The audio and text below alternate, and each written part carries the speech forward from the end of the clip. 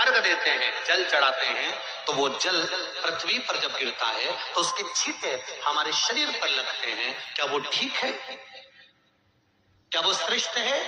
तो शिव महापुराण की कथा कहती है, जब हम सूर्य को अर्घ देते हैं, सूर्य को जल चढ़ाते हैं, वो पानी जब पृथ्वी पर गिरता है, उसके छींटे हमारे शरीर पर लगते हैं, तो वो श्रेष्ठता का भाव निर्मित करते हैं। वो गलत नहीं हो सकता। कारण अब वो भी समझ लीजिए।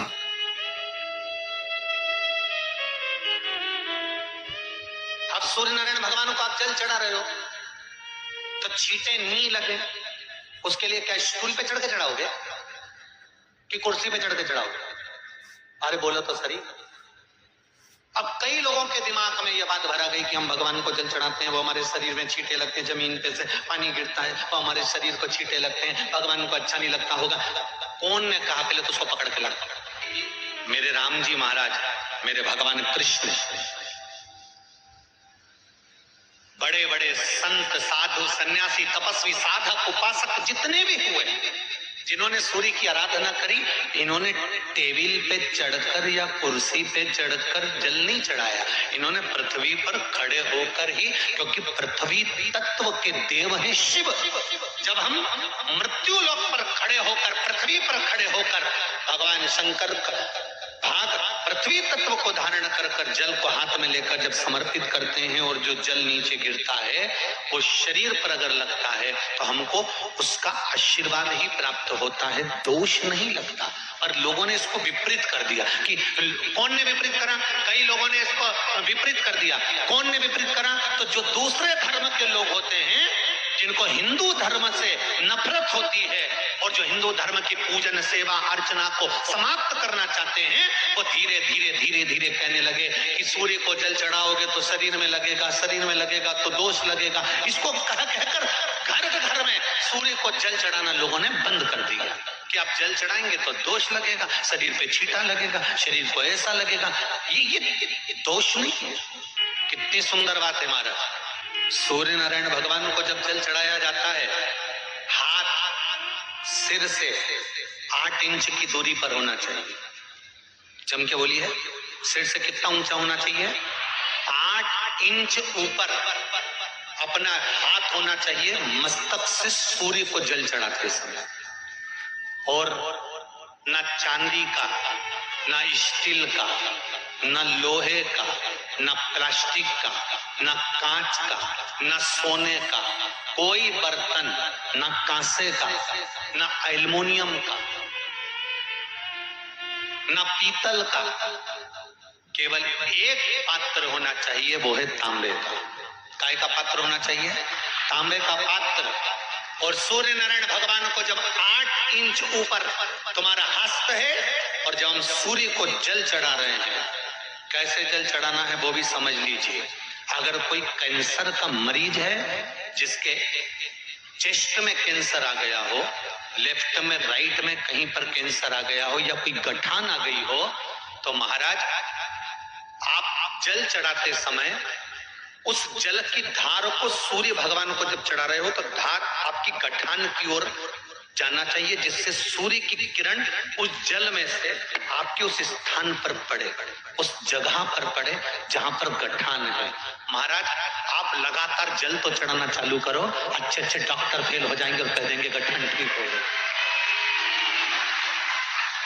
आपका लीवर और किडनी गड़बड़ कर रहा है, आप प्रतिदिन आपका स्वास्थ्य गड़बड़ रहता है, आप प्रतिदिन ये ज्योतिष शास्त्र के अंतर्गत, रत्न शास्त्र के अंतर्गत, ये रत्न शास्त्र, ज्योतिष शास्त्र, रंग शास्त्र जो हमारे यहाँ है, रंगों के हिसाब से ये जितने रत्न होते हैं, माणिक हुआ, सोना, मोती हुआ, नीलम हुआ, मूंगा हुआ, पुखराज हुआ, ये क्यों कहते हैं ये पीला है, ये सफेद है, ये नीला है, ये लाल है, इसको शरीर में क्यों पहनाते हैं? उसका कारण होता है कि जब शरीर में पहनते हैं सूर्य की किरण उसमें पड़ती है, हमारे शरीर पर वो कलर का इफेक्ट पड़ता है, उस कलर को शरीर पर लगता है, और शरीर पर लगता है तो हमारा शरीर धीरे धीरे, हमारी जो इंद्रियां हैं वो सही होने लगती है, काम सही होने लगता है। तो आप कहते हो ना साहब, मैं कौन सा नक पहनूं, मैं कौन सा मोती पहनूं, मैं कौन सा पुखराज पहनूं, मैं कौन सा नीलम पहनूं, वो ज्योतिष शास्त्र के अंतर्गत, रत्न शास्त्र के अंतर्गत जितने रत्न हम पहनते हैं ये केवल उस किरण के लिए ही तो पहनते हैं कि जो सूर्य की किरण मिले, उस किरण का प्रभाव हमारे शरीर पर पड़े।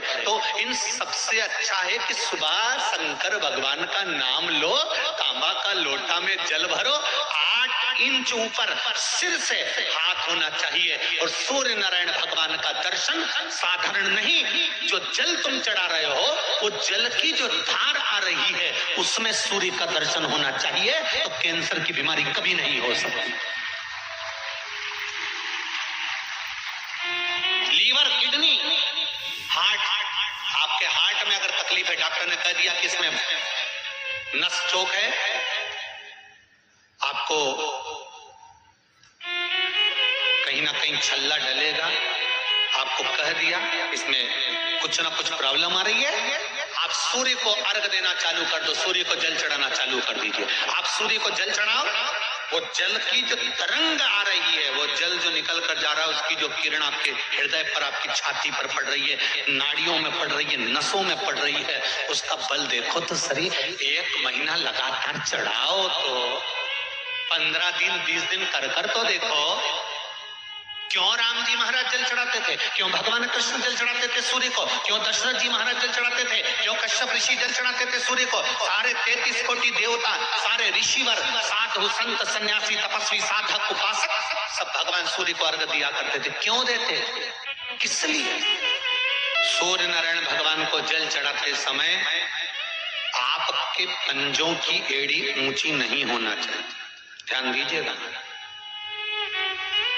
आपका पंजा पांव का पूरा की पूरा जमा होना चाहिए भूमि पर। हाथ कितने इंच ऊपर? 8 इंच ऊपर होना चाहिए।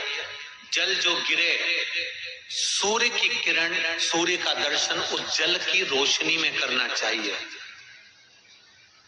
क्या होगा उससे? जिस बच्चे को आंख में चश्मा लगा हो, मोटे से मोटा चश्मा लगा हो, छूट नहीं रहा हो, तो थोड़े दिन उसको सूर्य का अर्घ चढ़वाना चालू कर दो और जल में से सूर्य का दर्शन कराना चालू कर दो। सूर्य का दर्शन जल में 2 महीना 2.5 महीना बहुत है, आंख की रोशनी बढ़ जाएगी, चश्मा हट जाएगा। आप कर देखिए। अब एक प्रश्न और खड़ा होता है सूर्य को अर्घ देने। गुरुजी, पंचदेव पंचायत में सूर्य नारायण भगवान शंकर की पंचायत में हैं। सूर्य नारायण को हम फ्लैट में रहते हैं, हम फ्लैट के अंदर रहते हैं, तो हम फ्लैट में रहते हैं, हमारे यहाँ अगर छज्जा नहीं है, हमारे यहाँ जगह नहीं है, तो हम सूर्य को अर्घ कैसे दें? तो महाराज खिड़की तो होगी, अगर घर में प्लेट में पानी ढुलेगा और आप लोग नहीं समेट सकते तो एक बाल्टी रख लो, एक पात्र रख लो, और सूर्य नारायण भगवान को अर्घ देकर रोशनी शरीर पर पड़ना चाहिए। जिंदगी में कभी कोई बड़ी बीमारी नहीं आ सकती। कितने लोग देते हैं सूर्य को अर्घ? जरा हाथ उठाओ। बहुत बढ़िया, बहुत जोरदार। पुरुष लोग भी देते हैं ना, चाहे बच्चे से बच्चा, बच्चों के हाथ में भी 1 लोटा पानी पकड़ा। घर में छोटे बच्चे हो ना, उनको तांबे का लोटा दो, पानी दो, जा बाहर खड़े हो जा, 1 लोटा पानी चढ़ा के। पहले दिन आप स्वयं बच्चे के साथ बाहर खड़ी हो, ओटले पर, घर के बाहर खड़ी हो, छत पे खड़ी हो या फिर घर के बाहर खड़ी हो, और बच्चे से कह लो, चढ़ाओ बेटा, देखो ऐसा हाथ 8 इंच ऊपर करिए, तांबे का लोटा लेकर पानी धीरे धीरे डोलना है।